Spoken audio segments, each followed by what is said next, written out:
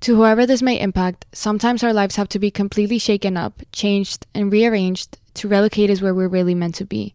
Sometimes change feels like loss, transformation is scary, and sometimes, to discover the best version of ourselves, we must let go of absolutely everything holding us down. Welcome to I Missed Me, your new safe space. I Missed Me's purpose is to help people all around the world to come back home to themselves. It is a healing self-growth podcast that encourages people to dive deep into their emotions, heal their traumas, and ultimately love themselves. My name is Mafia Ansures. I am your host, and I hope to be a part of your healing journey. Lux presents Hollywood.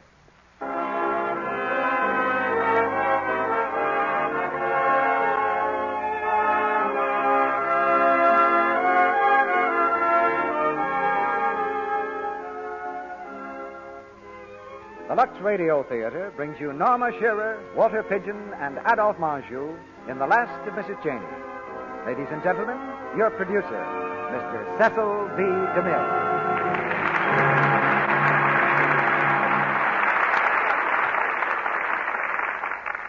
Greetings from Hollywood, ladies and gentlemen. I'm glad to tell you that tonight's Lux Radio broadcast, as well as those in weeks to come, will be heard by American armed forces throughout the world, by shortwave and other special facilities.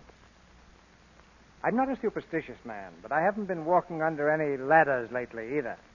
In fact, I've got my fingers crossed right now, because every time Norma Shearer has been scheduled to appear at this microphone for the last 6 years, something has happened to cancel the date.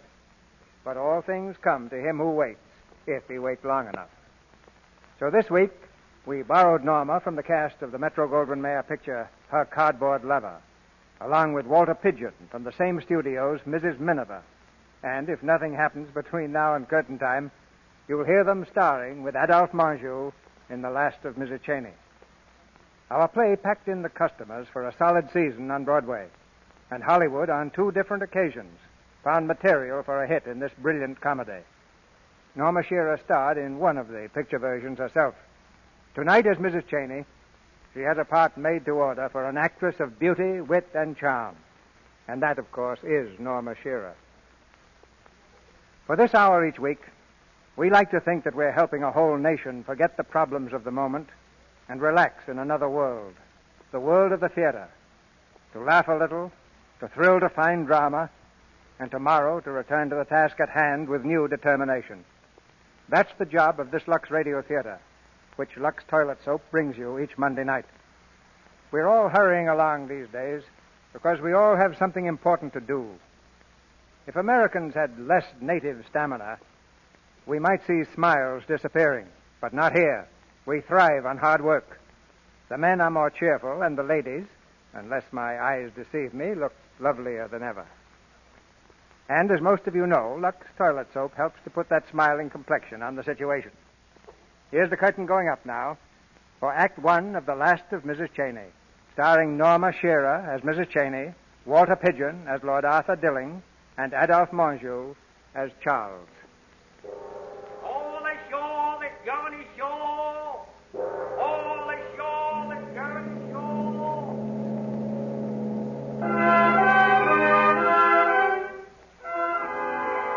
A few short years ago, when the oceans of the world were calm and untroubled, a luxury liner left its berth in New York Harbor and turned its mighty prow to the open sea. As usual, on the first day out, there was great speculation among the passengers about the identity of their shipmates.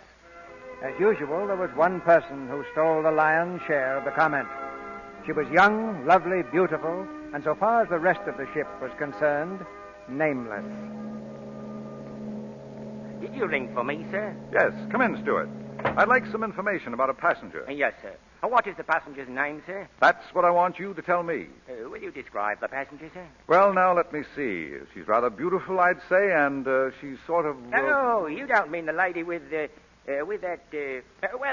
look, sir. And she has a way of, it's That's rather... the woman.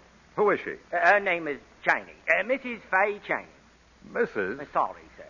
Oh, I'm sorry, too. Go on, Stuart. Well, what else do you wish to know, sir? Oh, just break down, Stuart. Here. Will a pound note help you to remember? Oh, thank you, sir. She's American, a widow traveling alone. Has 7 or 8 trunks, no pets. He has a deluxe suite, comes from Minneapolis, Minnesota, and you're the 5th gentleman who's asked about her in the last 2 hours. You've quite a fund of information. And what do you know about me? You, sir, are Lord Arthur Dilling, first son of the Earl, traveling to England with a party of friends. Good. You were recently sued for breach of promise by a young lady you met on the 5th Avenue bus. And she That's enough. I don't want to know too much about myself.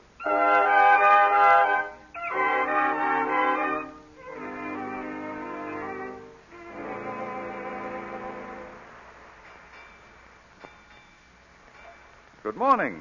Mrs. Cheyney, I believe. Mrs. Fay Cheyney? Yes. Why do you ask? I just wanted to be sure. It seems to me... No, we haven't. Haven't what? We've never met. I've never seen you before in my life. And if you don't leave me alone, Lord Dilling, I'll have to call the steward. At least you know my name. May I call you Fay? Please don't. Oh. Lovely morning, though, isn't it? Huh? I'm trying to enjoy it. Steward, Yes, madam. will you please... Oh, Stuart, will you be good enough to get us a couple of deck chairs? Right away, sir. Fine. Do you behave like this with every woman you meet? Or do you only reserve it for those you try to pick up? I'm glad you asked me that question. You know, I was afraid you were going to snub me. I believe I have met you after all. You're that well-known type of man who thinks he can foist his company on any woman who happens to attract him. I'm sorry. I suppose I owe you an apology. You see, I merely did it to win a bet. Do you know Willie Winton? Oh, no, of course you don't. But Willie bet me 30 pounds you wouldn't dine at our table tonight. That, of course, is a lie. Of course. But will you? No, thanks. I've been warned about you, Lord Dilling. Have my friends been talking again? No, the newspapers. Oh. Oh, well, there you are, Arthur. Lovely morning. Oh, hello. I beg your pardon, but you know this young man? Why, yes, of course. Then will you be good enough to tell him to leave me alone? Oh, I say, Arthur, again. Again, old man. Sorry. May I see you to your stateroom, madam? Well, I'm not that crushed, but I would like a walk around the deck. Oh, of course. Bye.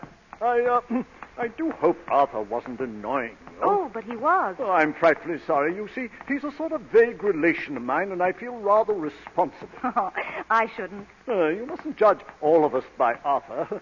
We're rather nice, really. I'm sure you are. Perhaps you dine at our table tonight and discover us for yourself. Thank you. I'd be delighted, but won't your friends think it's rather sudden? Oh, no.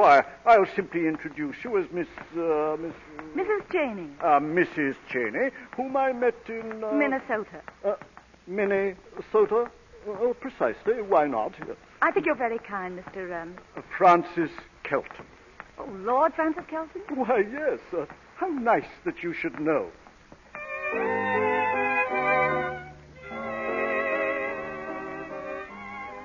Mrs. Cheyney, my dear, whom I met in Minnesota. Mrs. Cheyney, Lady Winton. How do you do? I hope I'm not intruding, Lady Winton. My dear Mrs. Cheyney, you're a perfect godsend. Here am I, a lone woman with 3 dreadful men. Are you going to London, Mrs. Cheyney? Yes, I am. Planning to stay long? Yes, I'm taking a house there. How nice. Hello, Kitty. Am I late for dinner again? Yes, Billy, you are. This is my husband, Mrs. Cheyney, an old friend of Francis's. How do you do, Mrs. Cheyney? This is a pleasant surprise. Thank Sit down, Willie. Where's Arthur? Oh, he's coming. Here he is. Evening, Kitty. Sorry I'm late. Oh, good evening. Mrs. Cheyney, may I present Lord Arthur Dilling? How do you do? Oh, we've met. Don't you remember? I'm the fellow who lies. Oh, yes. Yes. Oh, Willie, Yes, old man? you owe me 30 pounds. So I do.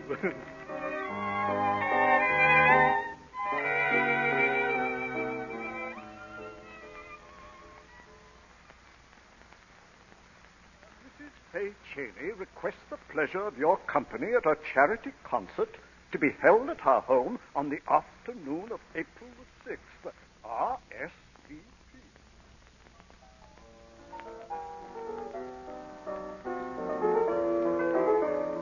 Oh, Charles, Yes, my lord. how long is that going to go on out there? Any idea? Well, I believe it's the last selection, my lord. Good. Whiskey and soda, please. Yes, my lord. By the way, Charles, My lord. I can't help thinking I've seen you somewhere before. Indeed, sir. Where have we met? We have never met, my lord. I assure you we have. I was educated, I was at Oxford, and... I once passed through Oxford on a train, my lord. Your manner suggests to me you might have got out and stayed there for some years. Well, I had no idea Oxford had a school for butlers, my lord. Mrs. Cheyney seems to have a high regard for you, Charles. Well, I've served the family a long time, my lord. And naturally, you know Mrs. Cheyney's likes and dislikes, her whims. A good servant, my lord, always tries to sense the mood of his employer. Then, what is her private opinion of all this? This, my lord? Yes, London, all her new friends, myself, for instance. Well, I couldn't say, my lord. Mrs. Cheyney would never think of discussing her private affairs with servants. I accept the rebuke. There was none meant, my lord. Nevertheless, Charles, I still think we've met before. Perhaps it only seems so, my lord. Perhaps.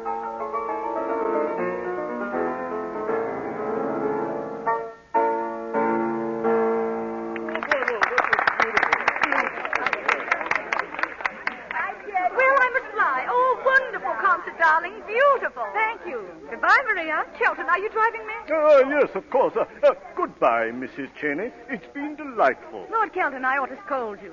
You really shouldn't have bid so much for that doll. Oh, it wasn't for the doll, exactly. It was more for you, Mrs. Cheyney. Oh, bidding for me? No. I mean, well, I shouldn't. I know. And thank you. Goodbye. Goodbye, my dear. Hey, will you dine with me Saturday? Oh, I'm so sorry.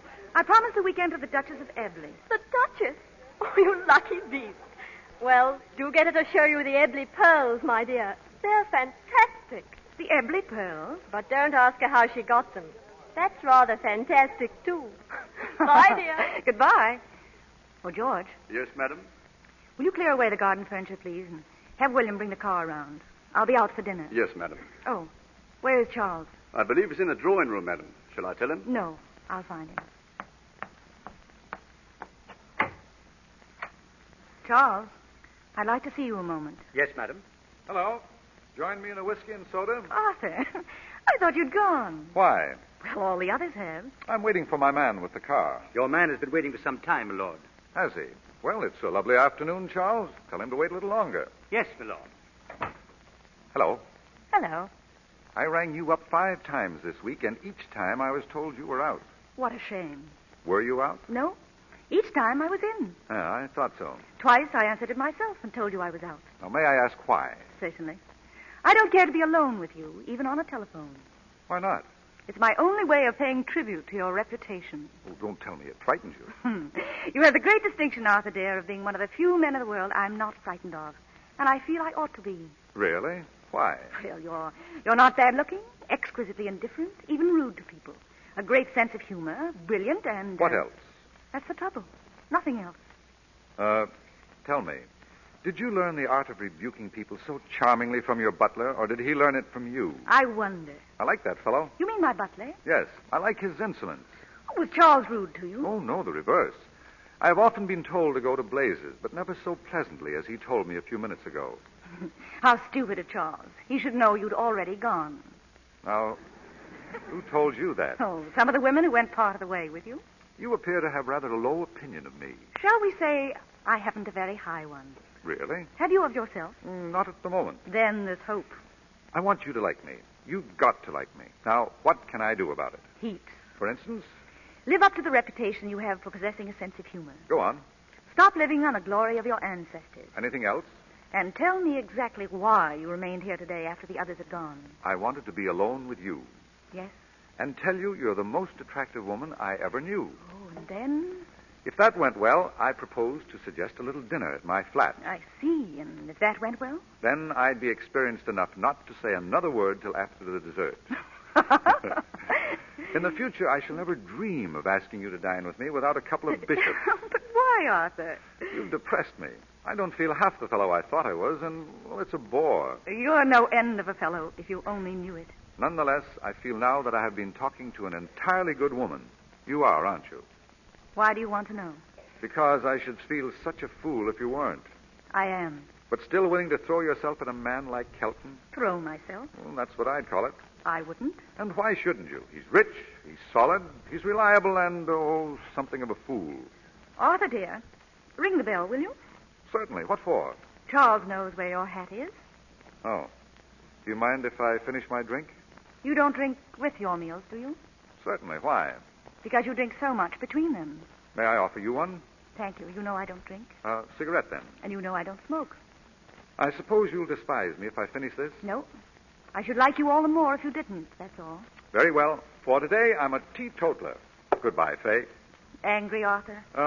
No, just defeated. New experience for you, isn't it? Look, you didn't mean all those things you said to me just now, did you? I meant every one. I like you so much. You know, I've never kissed a woman's hand before. That's a new experience, too. What does it mean, Arthur? My complete and absolute respect. Goodbye. Your hat, my lord. Oh, thank you, Charles. Stand by the window, Charles. Let me know when he's gone. Yes, darling. Debussy, isn't it, darling? Yes. Very lovely. He's getting into his car now. Ask George and William to come in, Charles. They'll be here, darling. Don't worry. Come in, George. Oh, my blasted feet are murdering me. Sit down, George. You're jolly well right, I'll sit down. Oh! Did you ring, madam? It's quite all right, William. Everyone's gone. Oh. This blasted collar's been choking me all day. Here, how much longer do we keep up this servant act, Charles? I'm clean wore out. You have to play that stuff, Faye. Give us something lively, will you? What a pretty lot of pets you look. Oh, thank you, darling. Well, I've got the invitation. Where? The Duchess of Ebley. I'm asked to stay as an honored guest. Good girl. Wonderful, Faye. Yes, not too bad for the 5 and 10 cent store girl from Minnesota. The Duchess' pearls are worth at least 20,000 pounds. 20,000. This time next week, I'll be taking my ease on the deck of a boat pointed for Canada. England suits me. Follow the races and live like a lord. That's my motto. 20,000 quid cut 4 ways. When do you blow, Faye? Blow where? To the Duchess's. The invitation is for Friday weekend. But it doesn't mean I have to accept it. I haven't decided yet. What? What do you mean, Faye? Yes, darling. What do you mean? I said I haven't decided, Charles. Look here, my girl. We pitched in every quid we got to rent this house, to buy you clothes, an ocean trip, while we even... Control yourself, William. Now, Faye, suppose you explain. You see, Charles, the idea of persuading perfectly charming people into inviting you into their house for the purpose of robbing them isn't pleasing me at all. You never talked like this before. I'd never met them before. If you're going to try any tricks, my girl, you won't find it very healthy. Quiet, please. I see her point of view. Oh, you do? I'll tell you what it is. She's got her eye on Kelton. The old cove's always hanging around. Oh. Well, suppose you fellows clear out. I'd like to have a quiet little chat with Faye alone. If it's a showdown, we'll be in on it. Leave her to Charles. He can handle her. Well, no half measures, mind. Yeah, tell her ladyship where she gets off. Well, Faye, if you want to chuck it, you can. Don't be absurd. I only wanted to make them mad, to see them exactly as they are. You know I'm going to see it through. You don't think I'd let you down, Charles? You've never let anyone down. That's the point. Very well, then. Faye, at times you make me think. Without my influence, you never would have chosen this noble profession, and it's a precarious one, with the end usually at the beginning. Could it be I'm getting a conscience, Faye? What do you mean, Charles? What I say. You don't have to tell me you like these new friends of yours. I can see that for myself. You're as bad as George. You think I'm chasing the elderly noble lord. I wasn't thinking of the elderly noble lord. I was thinking of a rather young one. You needn't. And you needn't worry about your pearls either. I'll get them for you, Charles. Friday weekend.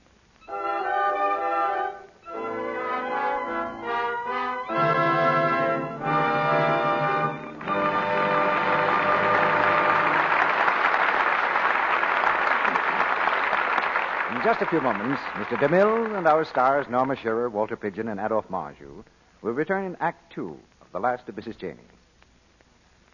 You know, sometimes when the doorbell rings, it has a very exciting sound. And if you're a pretty young lady, you hurry to answer. Special delivery, miss. Thank you. Oh, it's from Bill. Dear Mary, I've got leave for the weekend, and I'm not taking any chances on finding you dated Saturday. How's for some dancing and such? Bill's got the right idea. He knows it's smart to date Mary up ahead of time. He knows girls with complexions that are fresh and smooth as a new-cut rose are pretty sure to be popular. Yes, there's something about soft, lovely skin that just seems to say romance. You want the kind of skin that wins, a smooth, romance complexion. So why not let Hollywood's famous beauty care, Lux Toilet Soap, help you have it? Screen stars depend on their daily active lather facials with this gentle soap. They say the lather's so rich and creamy it feels as though they were smoothing beauty in. Yet Lux Toilet Soap's active lather is thorough, too. It removes stale cosmetics, every trace of dust and dirt from the skin. Here's all you do to take a Lux Soap Beauty Facial. Pat the fine, rich lather lightly in. Rinse with warm water, then with cool. Then pat your face with a soft towel to dry. Now touch your skin. It feels exquisitely fresh. And it is. Just try this simple facial every day for 30 days. Discover for yourself what a wonderful beauty aid this Hollywood care can be. How soft and smooth Lux Toilet Soap helps you keep your skin. Get 3 cakes of this luxurious soap tomorrow. Now, our producer, Mr. DeMille. Act 2 of The Last of Mrs. Cheyney, starring Norma Shearer as Mrs. Cheyney, Walter Pidgeon as Lord Arthur Dilling, and Adolphe Monjou as Charles.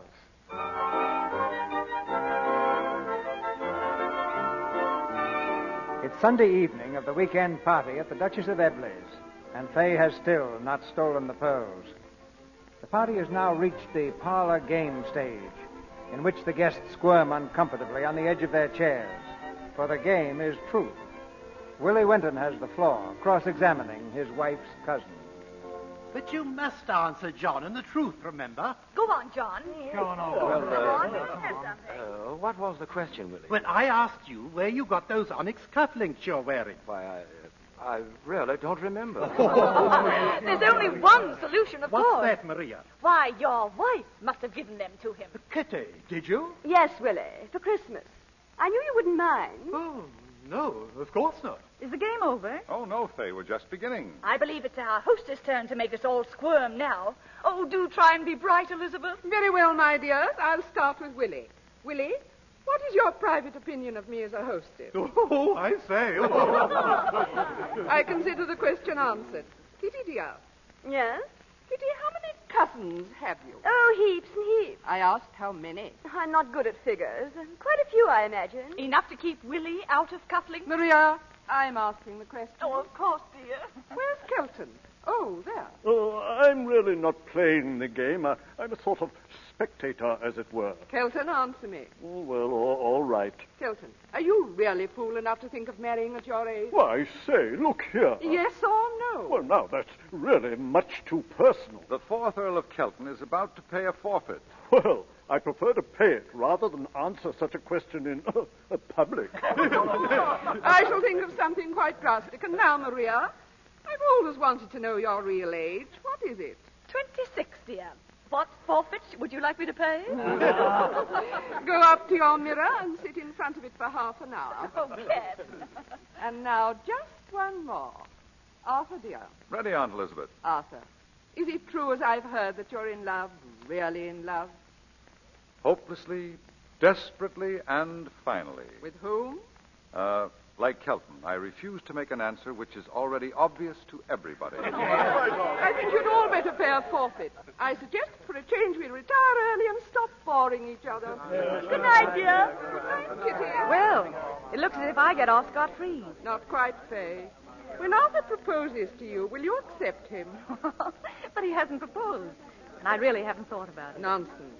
You like him, don't you? Everybody does. Oh, Arthur has his good points, you know. He's charming. I can't stand sentiment, but I really like you. And it isn't every woman I'd urge to enter the family. That's the sweetest thing one woman could ever say to another. Thank you.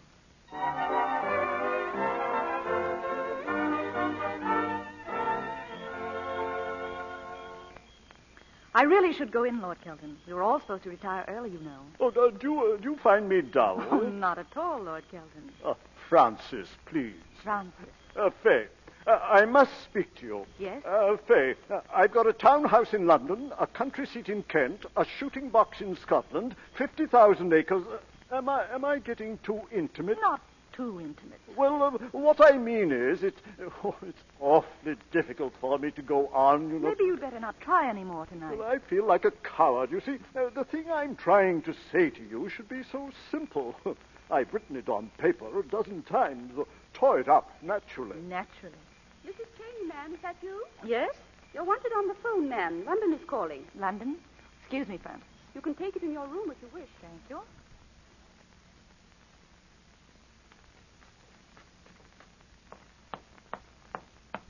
Don't hurry. It's a fake. What? Your call from London. A fake. I wanted to talk to you. You mean no one wants me? No one. Except me, Fay. Oh. And I want you terribly. Really, Arthur? I'm in no mood No. for... Don't misunderstand me. I love you, Fay. Will you marry me? Please, Arthur, I'm going to my room. You didn't accept Kelton, did you? What makes you think he asked me? Did you refuse him? No. You will. Can't we discuss this some other time? I'm rather tired, Arthur. You're going to marry me, Fay. The Bishop of Broadminster is an old friend of mine, less than a couple of miles from here. I've already telephoned him to expect us the first thing in the morning. You're terribly sure of yourself. On the contrary, I'm frightened to death. I don't believe it. It's true. Feel my hand. Why, you're trembling. You won't disappoint the bishop, will you? You're very sweet. I love you, Fay. You do, don't you? When I'm not with you, I walk around in a little private fog of my own. I cut my friends and greet my enemies. I hear music in the streets and see flowers growing in the gutter. I'm responsive to beggars and comb my hair continually. In fact, let's face it, I've got it worse than any of heaven's creatures ever had it before. Good night, Arthur. Good night, Fay.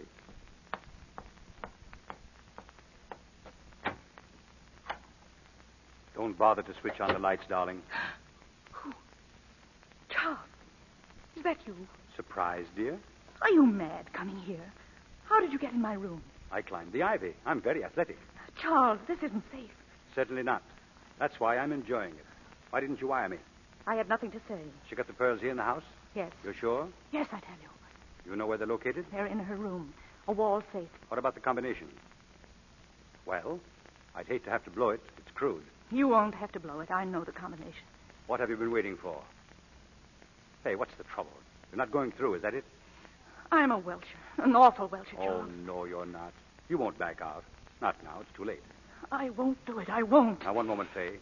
A few days ago, I gave you your chance. The cage was wide open. I could have handled the others then. We can't fool them now.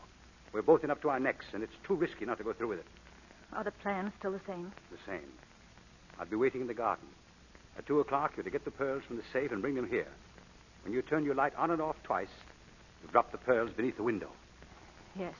At 2 o'clock. 2 o'clock.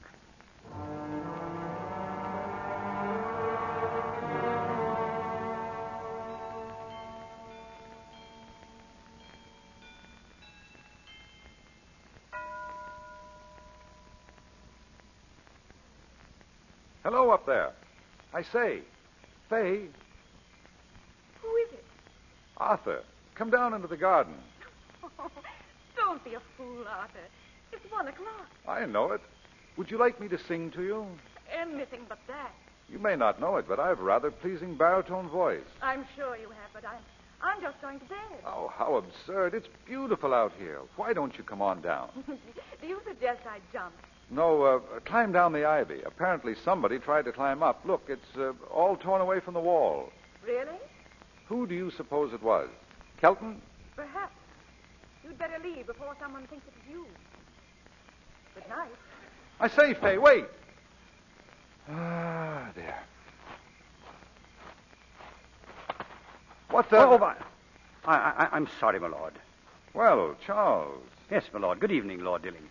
Good evening. Aren't you a long way from home, Charles? Yes, my lord. What brings you to Ebbly so late? A cablegram, my lord. For Mrs. Cheyney. It arrived at 8 o'clock. There was a train at 9:15, and thinking it might be important, I took the liberty of... I see.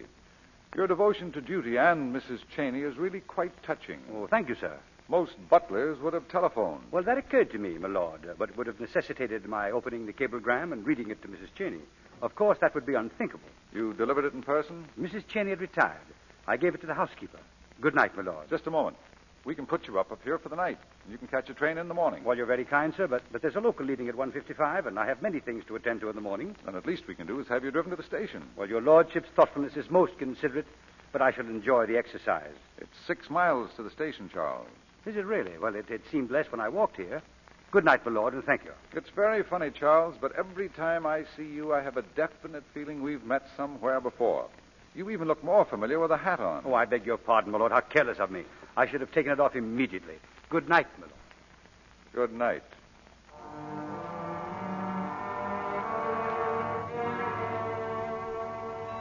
Right. 4 left. 33 right. Hello. Shall I turn on the light for you? That's better, isn't it? Go ahead. Don't let me disturb you. I won't need the light, thank you. Oh, yes. You already have the pearls, haven't you? May I see them? Thank you. Beautiful, aren't they? You're surprised to see me? I persuaded the Duchess to change rooms with me for the night. Did you tell her why? No, she'll probably ask me in the morning. Oh, what will you say? I'm not sure.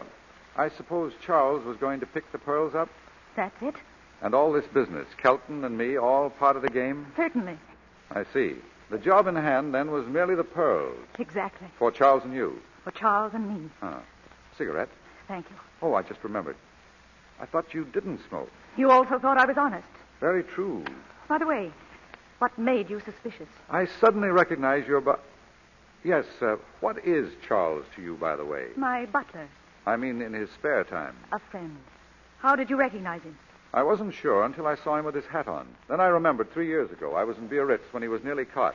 I gave him a sporting chance. Sent them running in the wrong direction. You see, I really saved him for you. You couldn't see your way to making a habit of it. I've always had a horror of doing the same thing twice.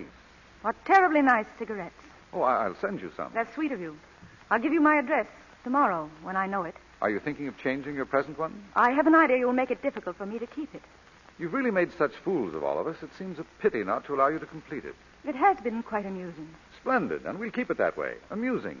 Suppose we sit down comfortably and discuss, shall we say, my price. What are you doing?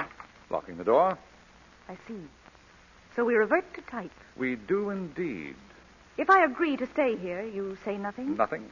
And if I don't? Oh, come. Now, why be squeamish? Let's play the little farce to the end. As crooks go, do you know the difference between you and Charles? No. Well, Charles robs with a charm of manner, and you rob with violence. Very neat. If I refuse to stay here, what would you do? You can't refuse me. I wonder if it would interest you to know that as a woman who has done nearly everything there is to do in this world, this is one of the things that I have never done. Why do you smile? I thought we had done with posing. You don't believe me? What a fool you'd think me if I did. But it happens to be true. I wonder how I can prove it to you. You couldn't. It's too difficult. I can quite understand you're not believing me. And I'm sorry, because you happen to be the one person in the world I would like to have believe me. But as you don't, I will do the next best thing.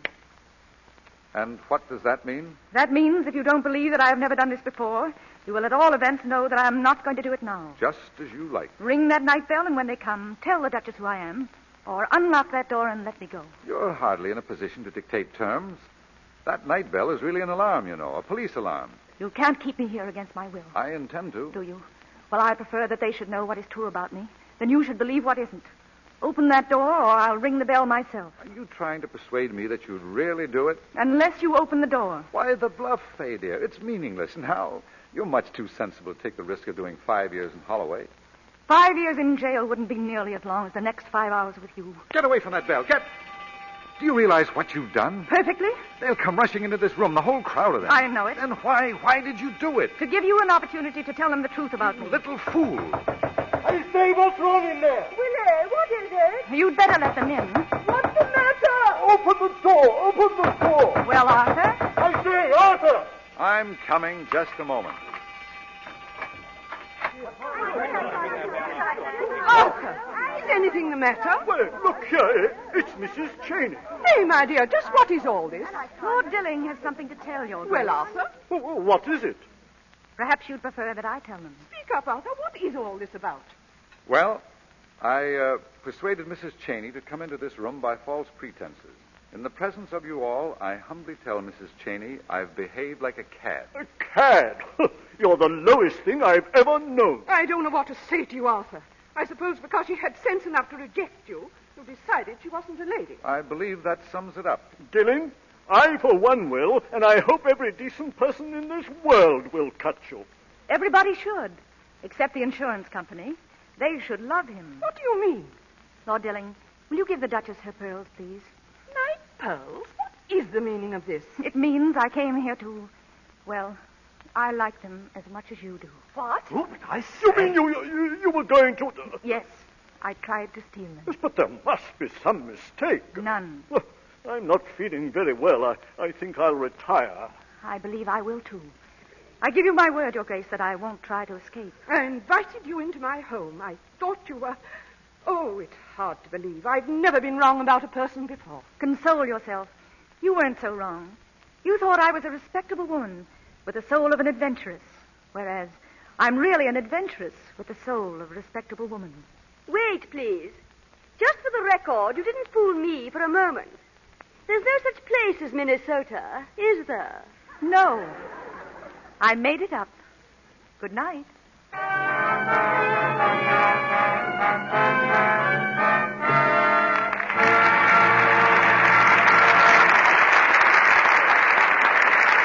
We pause now for station identification. This is the Columbia Broadcasting System.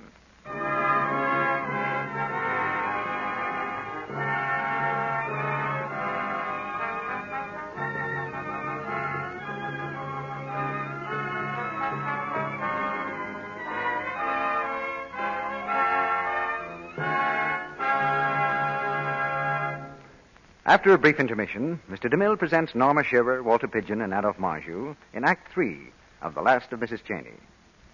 And now, quiet, please. A conspiracy is going on in a little house on Vine Street. Hurry up, kids. Light the candles before she gets downstairs. She's coming. All together now. Happy birthday! Happy birthday! Happy birthday, Mom! Surprise! Surprise! And now, darling, here's to the most wonderful wife in the world. And the prettiest. Well, there's a compliment to make any woman happy.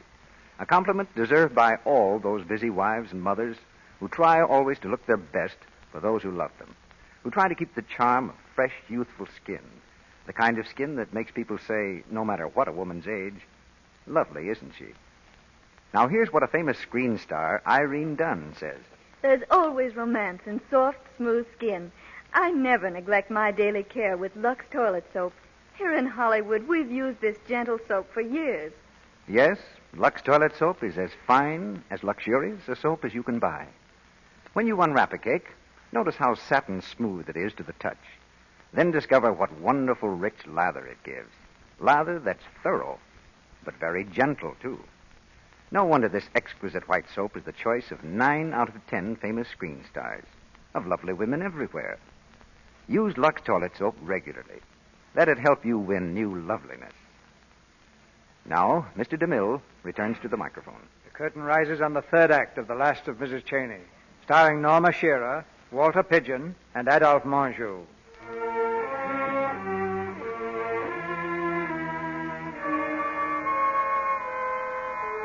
The house has quieted down for a few hours of restless slumber, but Fay, alone in her room, walks the floor nervously. Suddenly, the door is opened, and Arthur slips in silently. Have you been set to guard me?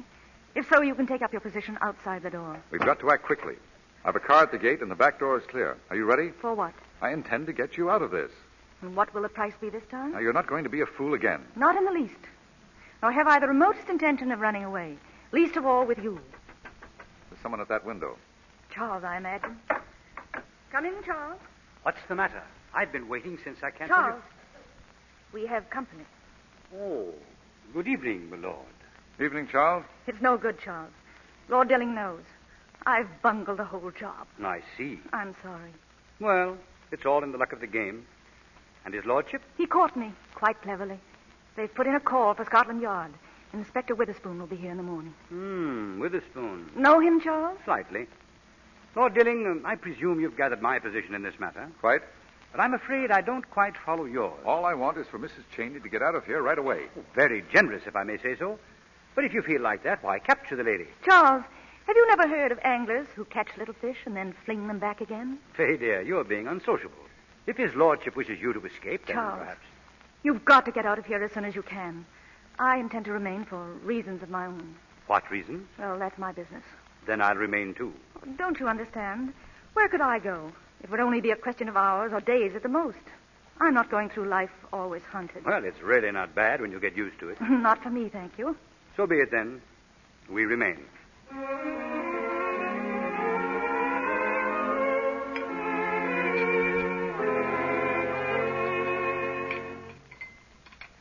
It's only what she deserves. Pass the toast, Willie. Is she still in her room? Ames reports she'll be down for breakfast at 9. The cheek of her. How many years will she get, Willa? Oh, I should think that'll depend on the age of the judge. Oh, good morning. Good morning, Kelton. Good morning. I heard what you said. You're not really going to arrest her, are you? Certainly we are. The inspector's on his way now. Have some breakfast? When I think of her, the most modest, the most simple. No, I can't believe it. Where are the eggs? Kelton, are you persisting in your doddering fancy for this adventuress? Well, I thought we could send her away, perhaps to America. You didn't really propose to her, did you? Of course he did. She's just the type that cautious rich men wait 50 years for. Look here. We've got to stop it. Quite right, Kelton. But I think you'd better tell why. Good morning, everybody. What do you mean, Arthur? Well, it seems Kelton has proposed to Mrs. Cheyney. I knew it. Oh, but that's not all. He did it in writing. What? Sweet mercy. He didn't. Oh, Kelton, you didn't. Yes, I did. Oh! The moving picture rights to it alone are worth £10,000. Just coffee, please. Kelton, when did you write this letter? Last night.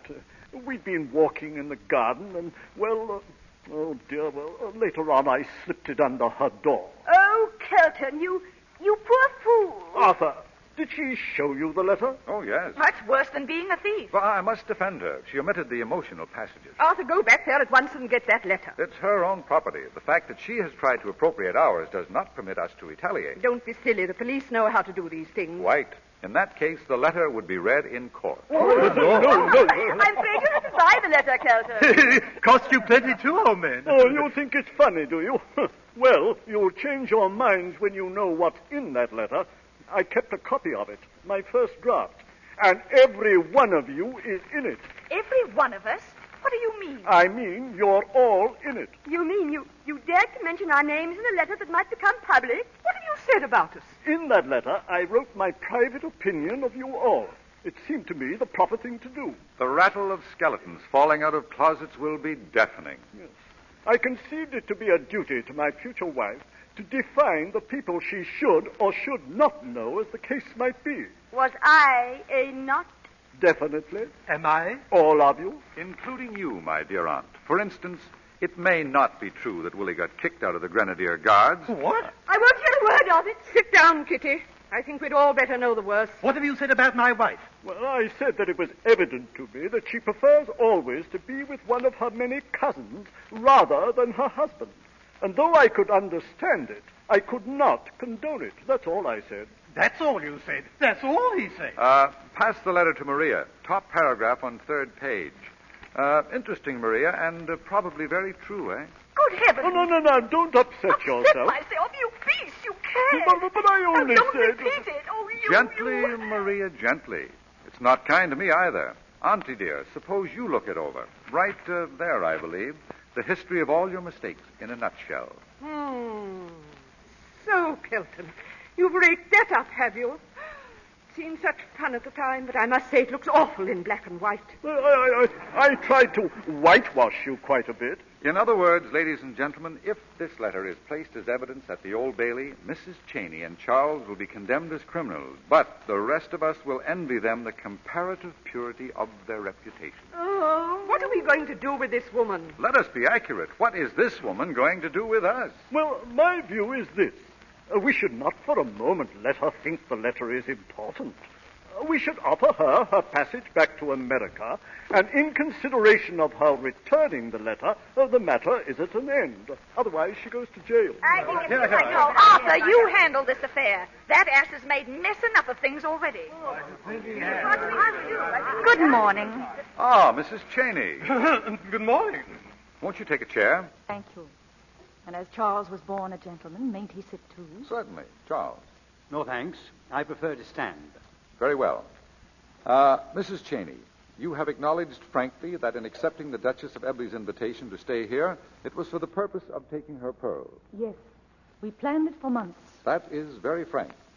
The penalty for such things is considerable. Very considerable. Yes. Charles and I think that with the charm of manner, we may get off with 3 years. Exactly. Now, we have no wish that this should happen to you. Lord Kelton feels very strongly that if you had once asked a woman to be your wife, it would be ungenerous to treat her so drastically. Thank you, Lord Kelton. Oh, not at all. So, Lord Kelton has a proposition to make to you. Oh, yes? Go on, Kelton. Now, if you will accept your ticket and a small sum, say £100, in return for the letter I sent you, we are prepared to consider the matter closed. Oh, is it my turn now? If you will be so kind, Mrs. Cheyney. I'm very sorry that I cannot accept Lord Kelton's kind offer. But Charles and I have decided we must go to jail. Is that right, Charles? Quite right. No, but I don't understand. Mrs. Cheyney. What are you talking about? Look here, this is nonsense, Mrs. Cheyney. You never succeeded in getting the pearls. Precisely. We failed. And that is why we should go to jail. If we had got them, we should have succeeded. A crime for which no one ever goes to jail. You put it charmingly, Fay, dear. My dear young woman, you don't understand us. We don't want you to go to jail. Then equally, Duchess, you don't understand us. We do. But good heavens, woman, you can't be serious. Isn't it sad, Charles? They don't understand us. Tragic. It makes me blush for them. Charles and I, in our humble way, have tried to live up to the highest tradition of our profession. And that tradition is never to be found out. But if you are, I say if you are, be prepared to pay the price. I beg your pardon, Your Grace. Yes? The police inspector is here. Tell him to wait. Yes, madam. You see, Mrs. Cheyney, we are terribly serious. It is your duty to be, my dear Duchess. You're very stupid not to accept a good offer instead of being taken away by that horrid policeman. Not at all. He may be charming. Are you ready, Charles? Almost eager. As I shall never see any of you again, I want you to know how much I've enjoyed knowing you all, and how sorry I am to lose such nice friends. Goodbye, Lord Kelton. It was sweet of you to ask me to be your wife. Ready, Charles? Oh, Mrs. Cheyney, now, wait. Yes? I think that Lord Kelton, with his customary munificence, desires to make you a further offer. Yes, I am prepared to pay £500 for the return of that letter. Which I call very generous. I prize the letter so much that I don't think I would part with it for any money you could offer me. What about 1,000? But this is amazing. Oh, come, young woman. What is your usual charge for the return of letters? There never have been any letters. But if there had been, my charge would have depended entirely on the position and the manners of the people mentioned in them. And as I don't propose to sit here and be insulted, I will, with your permission, say goodbye. You are perfectly right, Fay, darling. And if I had known they were the type of people they are, I would never have allowed you to come and stop with them. Come along, dear. No, please, I agree. Maria was very, very hasty, and I'm sorry. Now, please sit down. When she has apologized, I will. Maria, say at once that you are sorry. Heaven give me strength. I'm sorry. Granted. Sit down, Mrs. Cheyney. Now, where were we? Well, we had reached the point where £1,000 was bid for the letter. Which was refused. Mrs. Cheyney, what will you take for it? What do you think, Charles? Well, I offer 5,000. You be quiet. I'll be nothing of the sort. My money is as good as yours. Mrs. Cheyney, will you please answer my question? If I sell the letter, I will do so not in the sense of blackmail, but more in the spirit of breach of promise for £10,000. Good heavens, Fay. It's giving it away. That's what it is. 10,000? No, I refuse. I'm so glad, because I'd so much rather keep the letter. Kelton, you have no alternative but to pay. And I have no sympathy for you. But, Mrs. Cheyney, surely that... £10,000, Lord Oh, Kelton. it's terrible, terrible. Oh, terrible be blowed. I'll give you 11 for it. No. I'll pay. I'll write you out a check. Thank you, Lord Kelton. 10,000.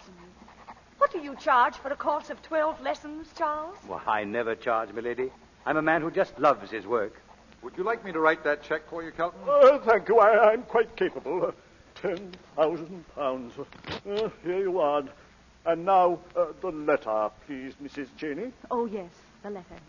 Here it is, Lord Kelton. I hope you will find all the pieces. What? She's torn it up. I don't understand. But, Mrs. Cheyney, do you mean to say that you destroyed the letter? Yes, I tore it up.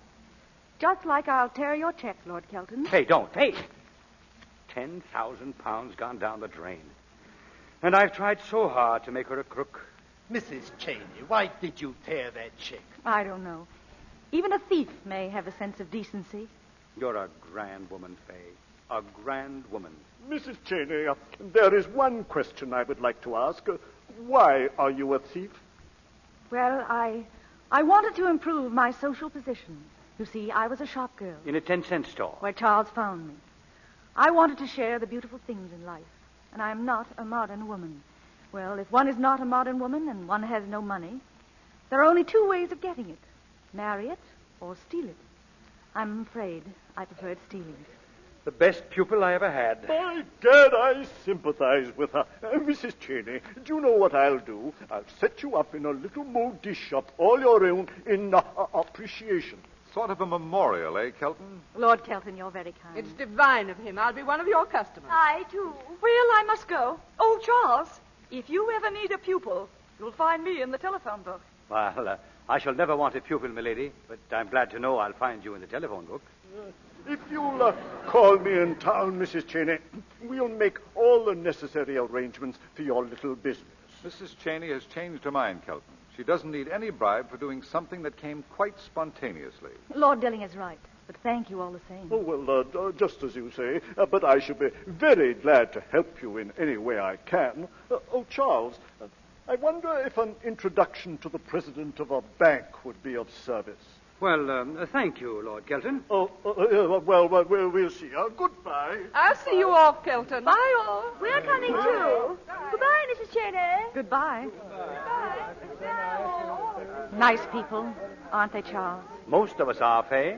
What made you take up this job, Charles? With your brains, it seems a pity you haven't used them to better purposes. One of His Majesty's judges may use those exact words one of these days. I found out at an early age what most men find out in an old one. Life is very dull, my lord. I agree. So I decided to take it into my two hands. I began it as a blackmailer, but that was too easy. I went for higher and greater things. Oh, will you take this, Lord Dilling? What is it? I hate parting with it, because being the first I ever took, I treasure it. This is your gold watch I stole from you on Derby Day 5 years ago. My dear Charles, I've always wanted to meet the man who took it, and I hope you will do me a favor. Keep it. May I? I'd like you to. That is very nice of you. I will. So long, Dilling. So long, Charles. Goodbye, Fay. What do you mean, goodbye? What it means is, I have decided to take a little trip round the world. You're not going to leave me, do you understand? I am, and now. But I don't want you to. I must. Why? Whenever you come into a person's life, come into it instantaneously. When you go out of it even quicker. Charles, I'm going to cry. Don't do that, my sweet. But I would be terribly sorry if you didn't want to. Are you going around the world for pleasure, Charles? Mixed with business, my lord. Fay, I'm going to ask you a question, but you needn't answer it if you don't want to. I'll answer it with pleasure. If you hadn't come into my room last night, I would have taken the pearls. You mean that? Yes. But no one in the world could have been so glad to see you in that bedroom as I was last night. It's an extraordinary thing. But the most difficult question in the world to ask a woman is a nice one. What sort of a question were you going to ask me? You remember my mentioning a certain bishop who lives close by? Very distinctly, Arthur. While you were changing your clothes this morning, I jumped into the car and had a bite of breakfast with him. How surprised he must have been to see you at that hour. Oh, he's a delightful old soul, so sympathetic. I told him of a little trouble I was in. He said, "Bring her here at 11 and I'll fix it up for you." What was he to fix? That I could have breakfast with you every morning. But I never eat any. I told him there was a possibility of that. Did you tell him anything else? Mm-hmm. That I love you. Did you tell him anything about me? Everything. He said, "Get her. You'll never get another like her." He sounds like a darling. I'd like to meet him. He asks us to be punctual. So he thinks I'll come. He's more certain of it than I am. He says you love me. I wonder what makes him think that. Well, he has sort of an idea you'd never have rung that bell last night if you didn't. I'm sure I shall like him. Do you think he'll like me? He'll adore you. Do you? Terribly. What is more important? Do you? Much more terribly. I only wish I hadn't... You can't talk and kiss me at the same time. There. That will do it. What's that? That's the last of Mrs. Cheyney. And this? What's that? The beginning of Lady Dilling.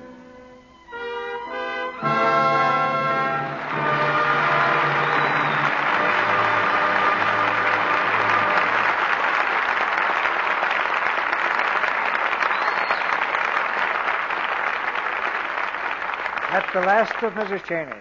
But your applause for tonight's performance calls our stars back to the footlights. And here are Norma Shearer, Walter Pidgeon, and Adolphe Mongeau. Thank you, Mr. DeMille.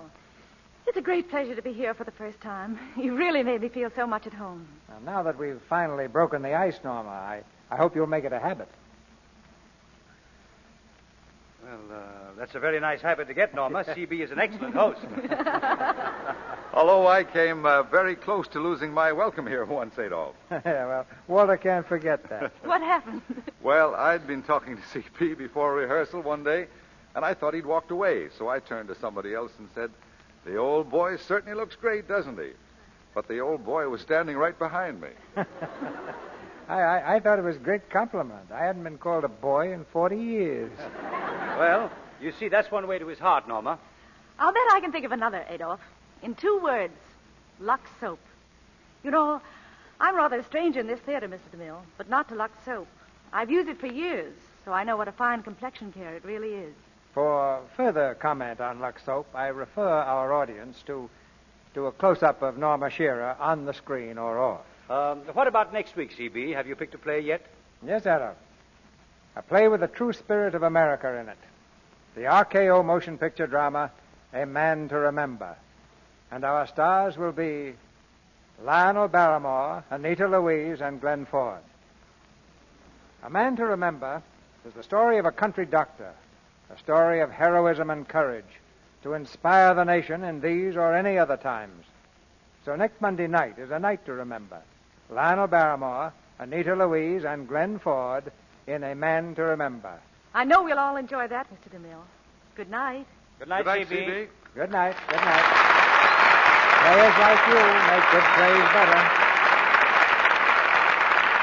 Ladies and gentlemen, some very pleasant news has come to us from the editors of Movie Radio Guide. For the 7th consecutive year, the Lux Radio Theater has been selected as radio's leading dramatic program by the readers of Movie Radio Guide in its annual Star of Stars poll. This is a high honor. We're grateful to all who participated and to you, our audience, who helped us win it. To those of our Canadian audience who are tonight gathered at the Canadian premiere of Reap the Wild Wind in Alberta, Canada, in Calgary, my sincere greetings, and I'm sorry I can't be there.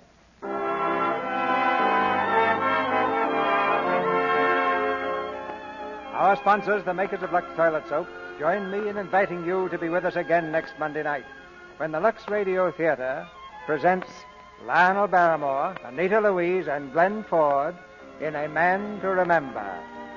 This is Cecil B. DeMille saying good night to you from Hollywood. Adolphe Mongeau is currently starring in the 20th Century Fox picture Roxy Hart. Heard in tonight's play were Frederick Warlock as Lord Kelton, Keith Hitchcock as Willie, Winifred Harris as the Duchess, Jill Esmond as Kitty, Claire Videra as Maria, and John Abbott, Eric Snowden, Pax Walker, Charles Seal, and Ann James. Tune in next Monday night to hear Lionel Barrymore, Anita Louise, and Glenn Ford in A Man to Remember. Our music was directed by Louis Silvers, and your announcer has been Melville Ruick. This is the Columbia Broadcasting System.